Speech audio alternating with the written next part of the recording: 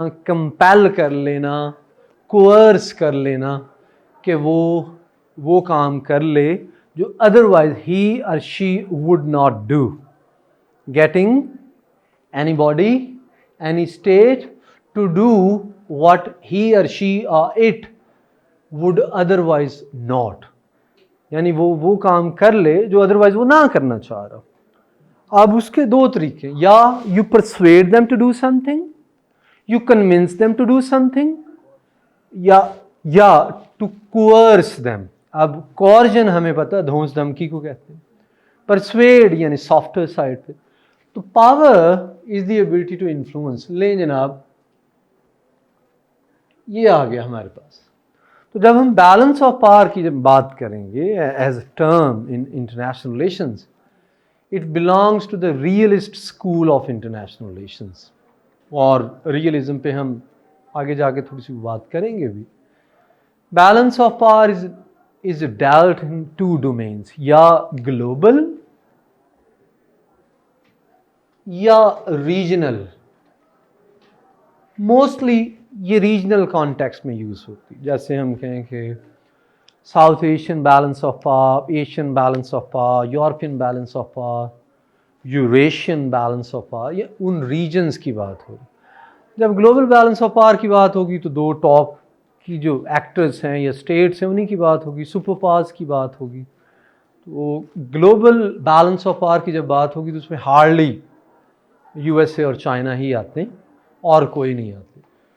लेकिन ज़्यादातर ये यूज़ होती रीजन में, चाहे वो मिडल ईस्ट के कॉन्टेक्स्ट में ले लें, चाहे साउथ एशिया के कॉन्टेक्स्ट में ले लें. तो हम इसको रीजनल कॉन्टेक्स्ट में समझने की कोशिश करेंगे और फिर इसको ऑपरेशनलाइज करेंगे. इस एब्स्ट्रैक्ट कॉन्सेप्ट को ऑपरेशनलाइज करेंगे विद रियल वर्ड एग्जाम्पल्स. ठीक है जी. ऑफर हम सुनते हैं कि जी ताकत का तवाज़न. भाई ताकत का तवाज़न क्यों ज़रूरी, या बैलेंस ऑफ पावर क्यों ज़रूरी? Balance of power ensures security and stability. तो स्टेट्स क्यों बैलेंस ऑफ पावर चाह रही होती हैं? सिक्योरिटी और स्टेबिलिटी के लिए. हम यहाँ पे इसको देखने जा रहे हैं और इसको हम अप्लाई करेंगे.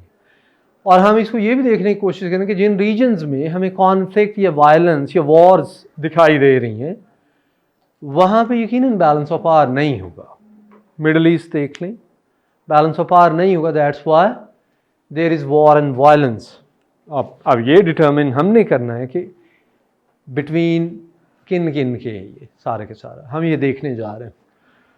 तो हमने यहाँ पे डिटर्मिन किया कि power is the ability to influence other. और फिर बैलेंस क्या हुआ?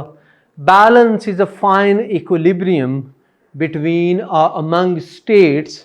चूँकि हमने बात की रीजन की, तो एक पर्टिकुलर रीजन में डिफरेंट स्टेट्स के दरमियान बैलेंस या इक्विलिब्रियम इस तरह से हो कि there should not be one dominant state that can inflict damages या that can push other states to do their bid.